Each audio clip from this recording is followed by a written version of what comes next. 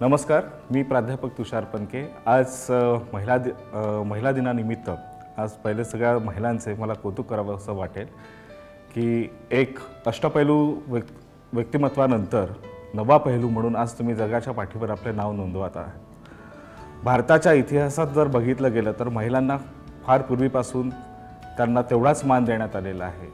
अगदी पुराणोत्तर काळामध्ये जरी आपण त्यांचा विचार केला तर जशी दुर्गा, सरस्वती, सीता, त्याच्यानंतर असे बरेच आपण गंगा, ह्या सगळ्या नावांनी आपण या महिलांना त्यावेळेसच्या देवी देवतांना पण संबोधत होतो।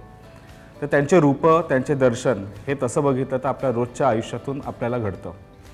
एक पुरुषप्रधान संस्कृतीमध्ये एक महिलांची जी वाटचाल आहे त्यामध्ये अगदीच आपली आई असो किंवा सासूबाई असो किंवा एक बायको म्हणून ती जी रूप करते आणि एक कार्यरत स्त्री, त्यांचे जे रूप आहेत ते अगदी कौतुकास्पद आहे।